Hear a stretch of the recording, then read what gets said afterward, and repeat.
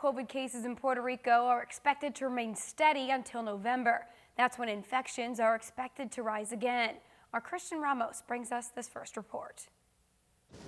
Puerto Rico finally began to register a decrease in COVID-19 cases, hospitalizations, and deaths. But according to Puerto Rico Task Force Ciudadano, the curve will last until next November, when it's expected an increase in travelers coming to Puerto Rico to celebrate Thanksgiving. We're seeing a reduction in transmission, and the reduction in transmission will lead to a reduction in hospitalizations about 2 weeks after.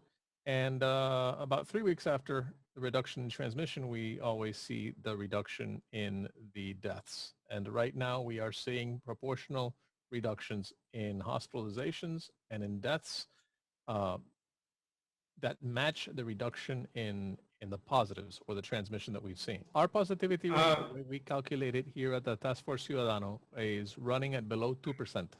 We make sure not to include duplicate positives, and we include the antigen tests. That is very favorable, and it continues to decrease. It has been steadily decreasing for several weeks now, along with transmission, the infection rate, and what we use as a metric, the covimetro, that's also been in consistent decline.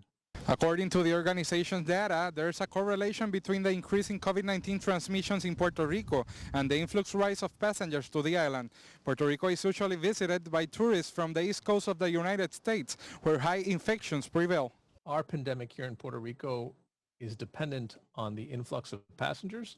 This will, of course, if true, this will, of course, depend on the status of the pandemic in those jurisdictions from which those travelers come from. We would continue to decrease slowly and stop at a valley, at a low point, and remain steady up through Thanksgiving. And as we see an uptick in passenger volume to Puerto Rico starting around November through the holiday period, I would expect to see an increase as well. Then I would expect to see, as we did in the beginning of 2021, a decrease again at the start of 2022, as that passenger volume starts to decrease again, then start to increase again in February all the way through Easter.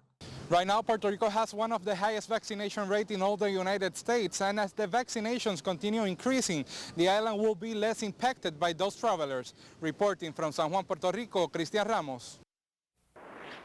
All right, thanks, Christian. Well, meantime, officials in the Turks and Caicos are looking to hire someone to help ramp up tourism in the islands. That's after the islands were hit hard by the pandemic. Our One Caribbean News' DeAndre Hamilton explains the position. The hunt is on for the individual who can help the Turks and Caicos Islands soar past its already impressive feats in tourism.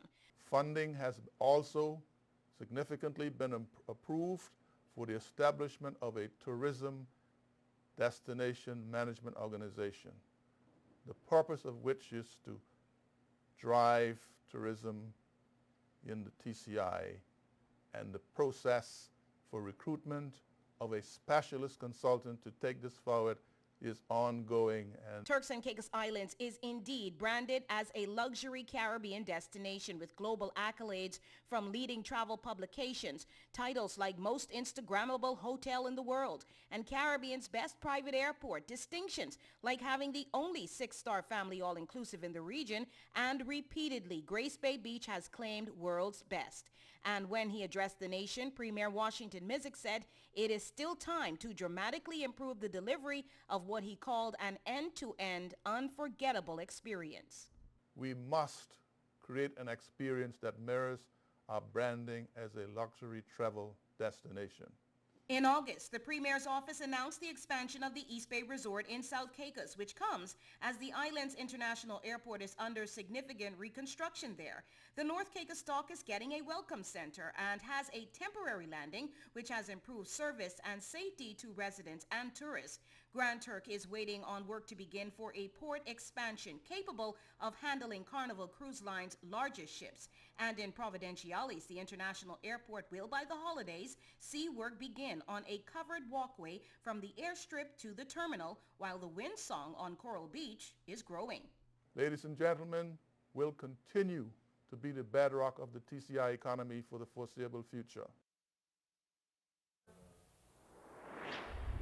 In meantime, Guyana's Minister of Health, Dr. Frank Anthony, says a full investigation will be conducted to determine whether the death of a 14-year-old boy was linked to him being vaccinated against COVID-19.